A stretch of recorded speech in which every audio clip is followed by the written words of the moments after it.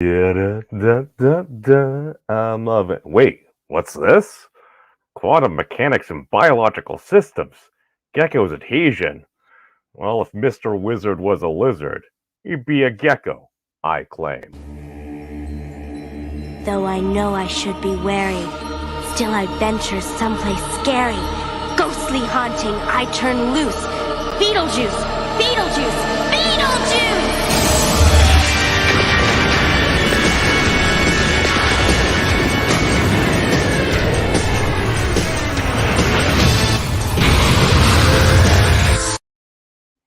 Welcome everyone now and temporally in the future.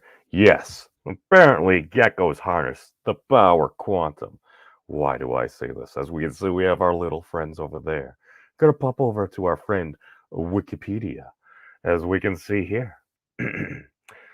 Oh, I skipped ahead. Yeah, there's like a whole bunch of equations and stuff. I'm going to attempt to do them at some point. Someone's gonna have to hold me to that. Yes, but as we can see here, we're basically how do geckos' feet work?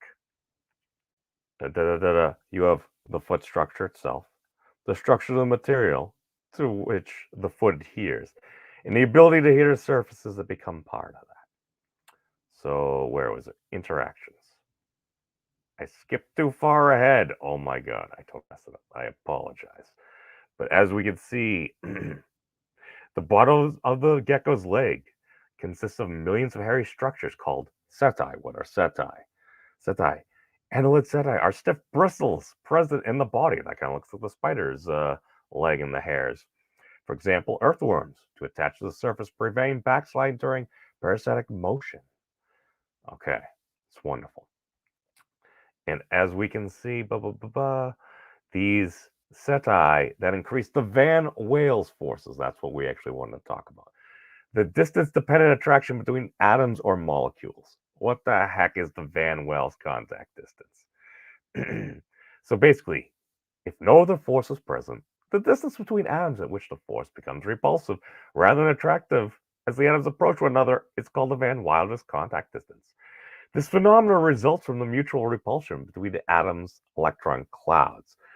So basically, if you get close enough to something, there's a particular distance where it actually attracts. Kind of sounds like the Casimir effect. Coincidentally, the Van Wales force has the same origin as the Casimir effect, which arises from quantum interactions with the zero-point field. So basically, as you can see in the little diagram, in quantum field theory, the Casimir effect is a physical force acting on a macroscopic boundary. Basically, they took these two sheets, they put them wicked close together, and at some point, it's like they had calculated that energy fluctuations within a field, or however you want to think about it, at some point started to pull the plates together. This has been observed. It's freaking sweet.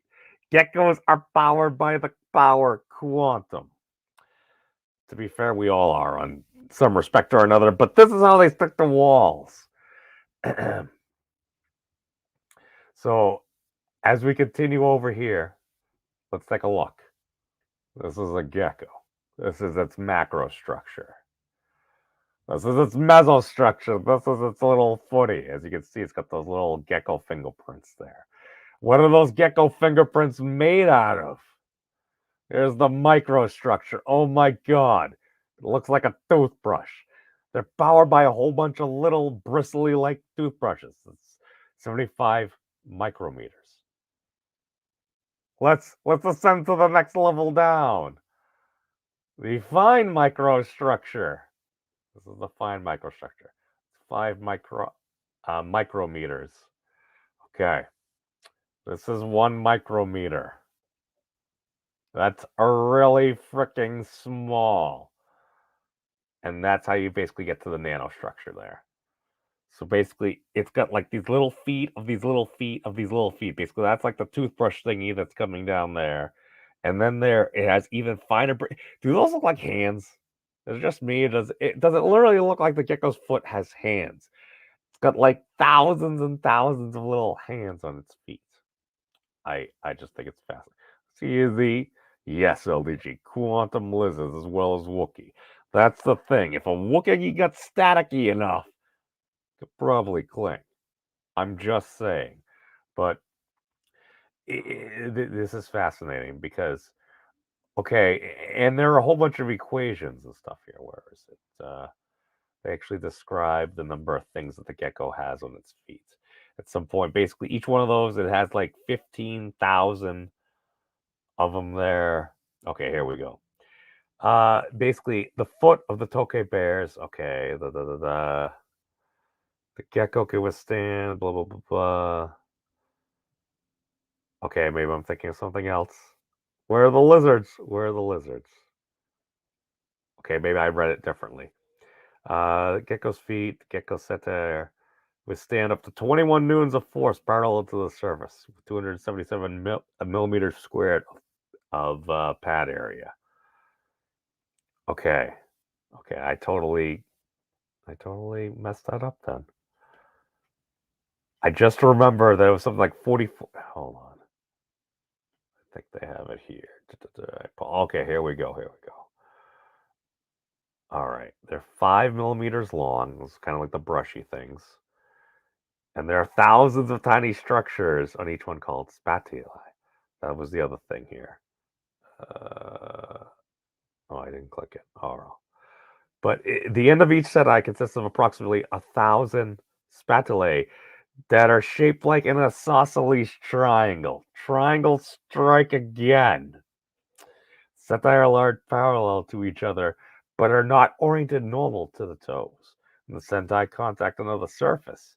Their load is supported by both lateral and vertical components. The lateral load, while the component is limited by the peeling of the spatulae, and the vertical load is limited by shear force. They're literally utilizing gravity, the ability to come in close contact, as well as basically something equivalent to the Casimir effect. Because that's what Professor Wolfram said. It originates from a similar principle. And they just go, look, we have equations for all this stuff, how you can figure this out. And then you're trying to factor in these other things. I thought it was really cool that, and eventually they delved into things with carbon nanotubes, which with one of my buddies with Wikipedia back like a decade or so ago, we would totally get intoxicated and go through Wikipedia, and he'd be like, carbon nanotubes of the future. And finally, they seem to be coming through. Oh, look, hexagonal lattices. Might we be able to utilize some superconductivity that might be strong? Just saying, we've done it with graphene before. It's not like they're both carbon. I think they are. I think good things are coming. We should try to avoid destroying ourselves in the meantime. I just think it's kind of cool that this little guy right here, is powered by quantum physics. As are we all. Peace out, everybody. Be safe. I see you there, Parrothead. And no matter what happens, remember, take care of yourselves. And logs are important. Do. What rolls downstairs? Over and bears rolls over. We don't need the whole song. Peace out, everybody. And be safe out there. It's a crazy world. Have you guys checked out the Memes of Destruction's channel? He's an interesting dude.